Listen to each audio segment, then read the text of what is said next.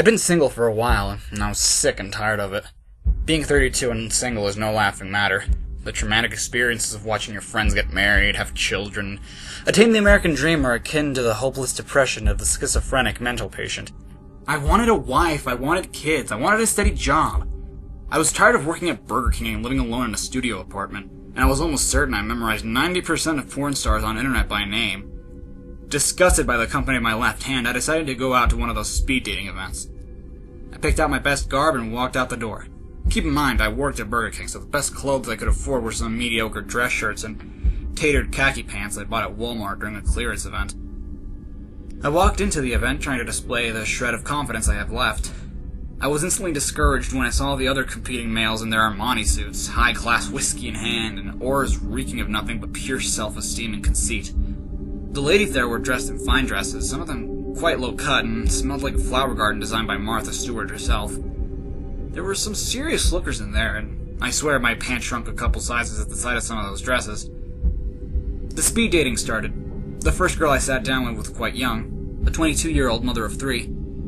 She'd made a lot of mistakes in her life and seemed far more than I could handle. Right off the bat, she told me how she was 4 days sober from the methamphetamine and was looking to settle down with a nice man who didn't look like a walrus. I spent the next 4 minutes making general small talk, quite literally fearing for my life. Once that buzzer sounded, I rocketed out of my chair with the speed of a gazelle. The young woman seemed offended, but honestly, what did she expect? The next woman was way too old for me. I had thought that these events were age-regulated and had different meetings for people in different stages of life. I'm no pervert, but the whole idea of taking her shirt off and seeing 2 runny eggs nailed to the wall did not appease me. My decision was finalized as soon as she brought up her grandkids. I can hardly handle 1 generation of young ones, much less 2. I actually asked her if she needed help getting out of her chair after the buzzer sounded. Again, another dark look. I was batting 0 for 2, but such pitches were ones I could gladly let the catcher have. The next woman seemed much more appealing. She was 26 and studying to be a nurse at a local hospital. She loved kids but had none of her own, which was a relief to me. She seemed well kept and stable, and wasn't a bad looker either. No lie, my eyes did wander a bit south a couple times during the meeting. She either didn't notice or didn't care, as she never pointed it out. I asked her if she'd like my number as the session ended, and she consented. I flipped open my phone and entered her number as she read it out, smiling at her and thanking her for a listening ear. No wonder I've been single for so long. I got up to the next table. While doing so, I closed my phone by accident and realized that I never saved her number, so it was lost forever. For the love of 0 for 3. The next table was empty. What a joke. If I wanted to sit and stare at a wall, I would have stayed home. Nothing really to say here. Moving on. This is where the story begins getting dark. The woman I met at the next table was the most interesting of all, but not in a bad way. She had long, flowing dark hair and green eyes. She had this cute smile, and man, what a tight body on this one. Black dress, black shoes, black everything. For someone who dressed in such a gothic manner, she had such a bubbly personality. Everything I said made her giggle, and I just felt like a king talking to the girl. She was 27 and currently unemployed. She was married to a husband before, but he had left her after their 2 children died of leukemia. She told me that the cancer was intertwined with her lineage, dating back as far as the 18th century. Therefore, numerous fits of emotional rage, her ex-husband blamed her for giving the children cancer and left. Too pained by the loss of her entire family, she moved to the city a few weeks ago and was living on unemployment, unable to continue working at her job due to the crippling depression and panic she suffered as a result of her abandonment. Despite the torment in her life, she never really seemed depressed about it. Either she was incredibly optimistic about life, or she was one of the best actors I'd ever seen. Either way, I was willing to take a shot. I asked her if she'd like my number.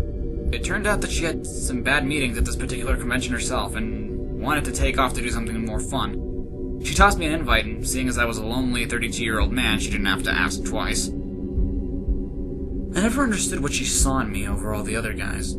I was beaten and broken with no aspirations to better my current situation. Maybe she understood how I felt, considering all the pain she felt herself, and decided to get to know who I really was under this cocoon of emotionless insecurity.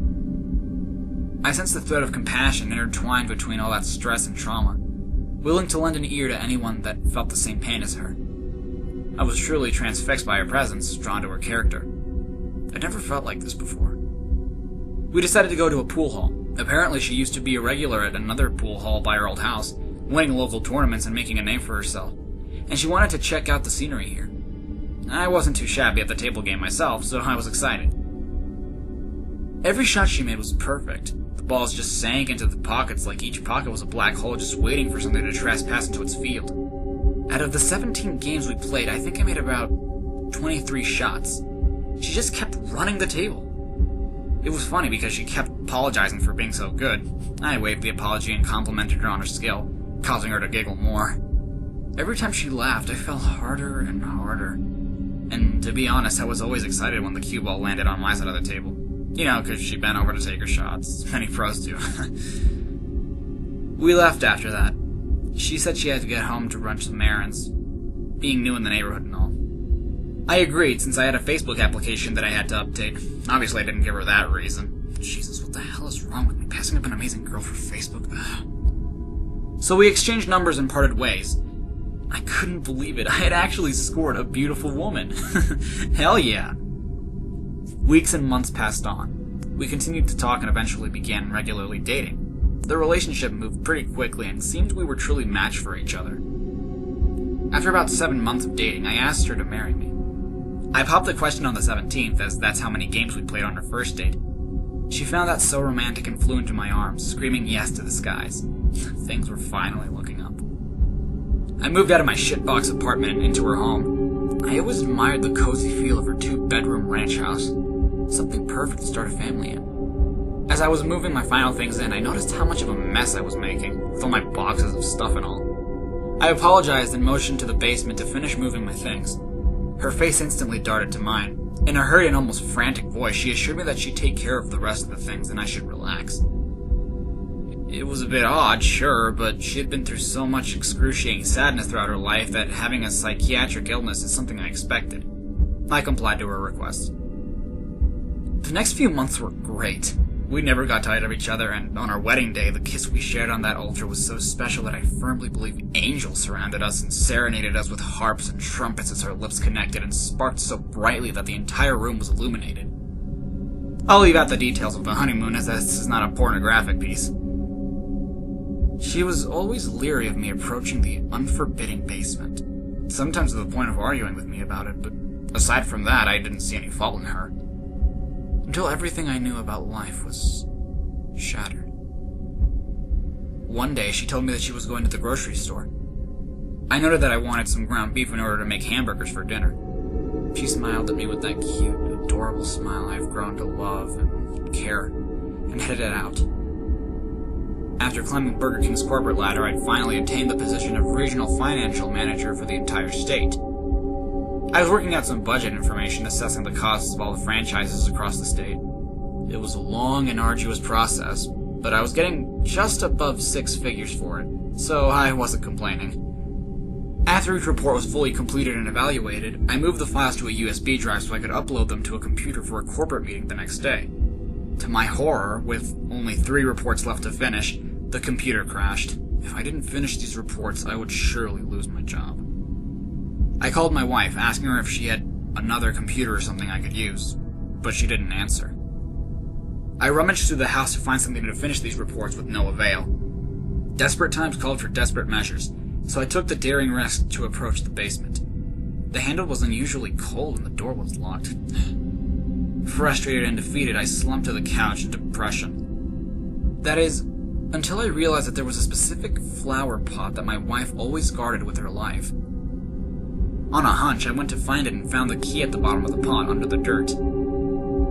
As soon as I opened the door, a rancid, intangible odor attacked me like a falling wall from a decrepit building. The entire basement looked as if it were wasting away, a clear contrast to the rest of the house. The heavy layers of dust upon every surface suggested that the basement hadn't been accessed in years.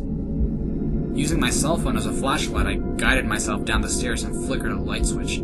Surprisingly, the bulb still worked. The walls looked molded, the wood was breaking down, the stench was putrid, and the entire place was in disarray. I encountered a strong sense of dysphoria after setting foot in the room, so I quickly searched for some old computer with the intent of running upstairs as quickly as possible. To my luck and astonishment, there was an old laptop and charger in the corner, hidden under some boxes and books. Oddly enough, one of the boxes was one in which she had brought down after I'd first moved in. I hadn't seen some of this stuff in a long time.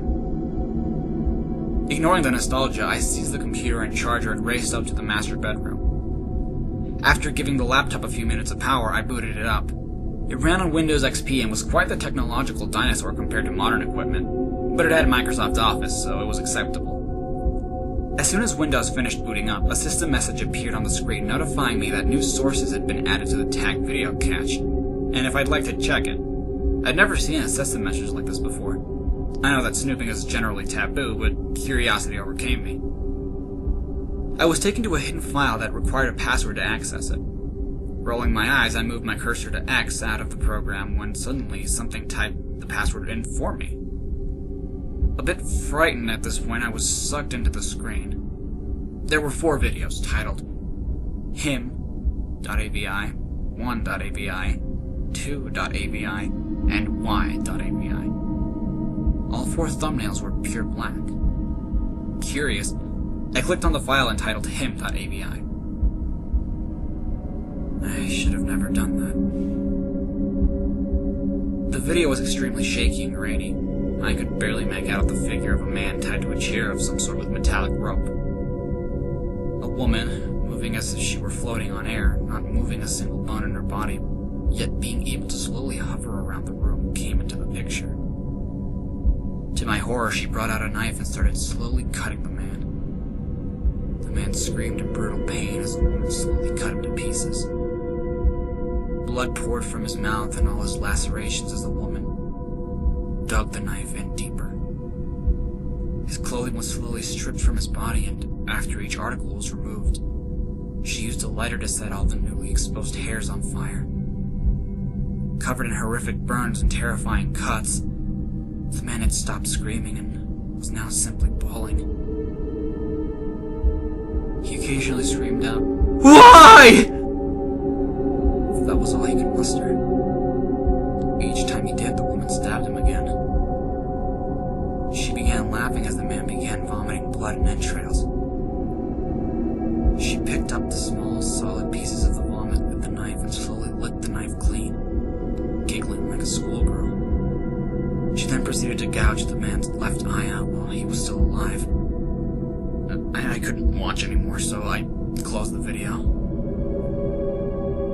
Shaken and horrified, I clicked on 1.avi. I had to know what was going on. This time, it was a young boy, about 8 years old, bound into the chair. He looked confused and innocent. I shook my head and fell into tears. Such a thing was not about to befall this boy. This video was about the same quality as the last one, however. The background was much brighter.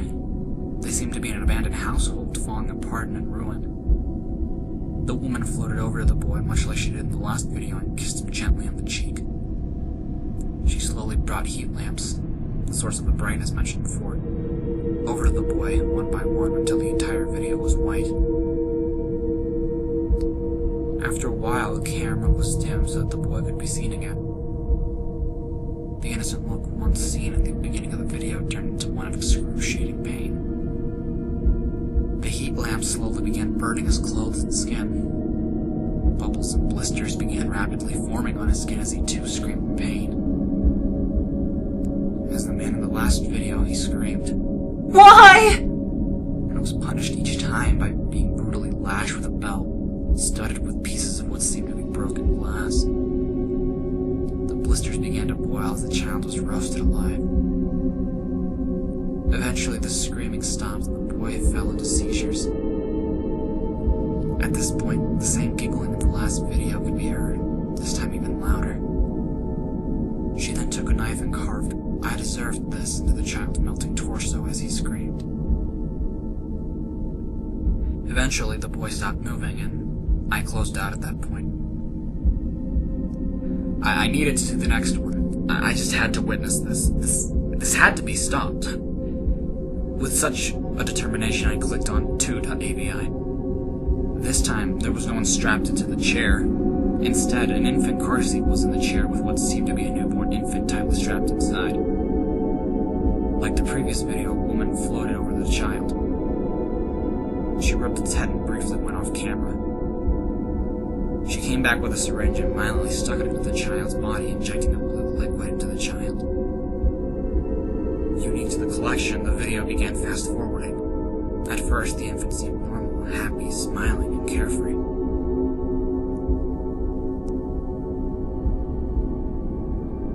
As the fast-forwarding progressed, the child grew more and more uncomfortable. It started coughing and wheezing. It began puking up a white liquid and began crying, almost as if it too were saying, "Why?" A dark bottle was briefly placed in front of the camera, and the words "tasty juice" were written upon it. The bottle was turned over to reveal its contents. A blue liquid that sizzled when it reached the ground. Blood-curdling screams erupted from the baby as it fell into a more unstable condition. As the shrieking child grew closer to death, the same giggling in the previous video presented itself, but this time it was far louder than before. Determined to make it end, I fixated my eyes upon the screen despite how much they were tugging at me to look away. The woman was screaming in laughter louder than the baby was at this point. She floated over to the child, unstrapped it, grabbed it by its legs, and, to my utter shock, swung its head as hard as she could at the wall. The child's head exploded upon impact, leaving cranial viscera and fluids draped all over the wall. The video then went to black. Shaking, I forced myself to click on y.api. Before the video played, I noticed that this file was modified within the last hour. I swallowed my apprehension and opened my eyes. This time, there was just the woman. No other person was present. She was facing away from the camera and was speaking in a demonic tone. Hello. Clearly by now, you know that I'm not the person you thought I was. I'm a sick and twisted woman. I love this. It makes me so happy to see somebody die. Especially my hand. I know you're watching this, and I know you're terrified. The ghosts of those I have killed are swarming around you right now, telling you to pull away from the screen, to save yourself. Yet you still sit there and watch, waiting for some happy ending or reasonable explanation as to the events you've just witnessed. There are no special effects here. What you saw was real. I love watching this footage, even so much as to pleasure myself to it. But I had to hide it. You couldn't know. A lonely piece of shit brain would tell you to turn me in.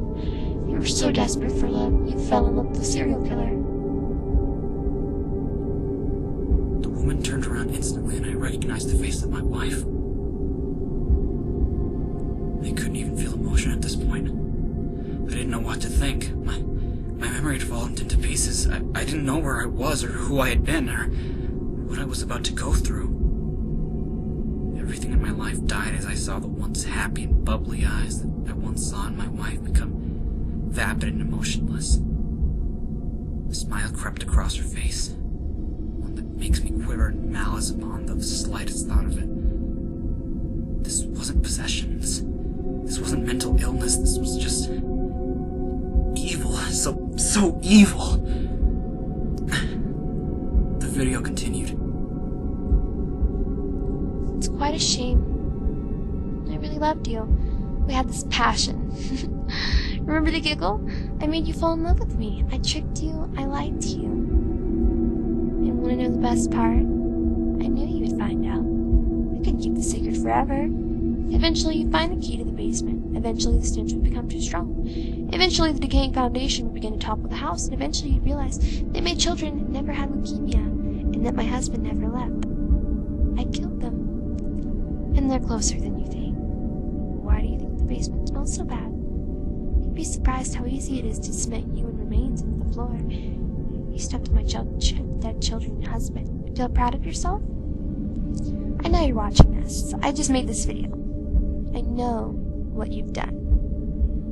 Those noises you've been hearing aren't the pipes. Turn around.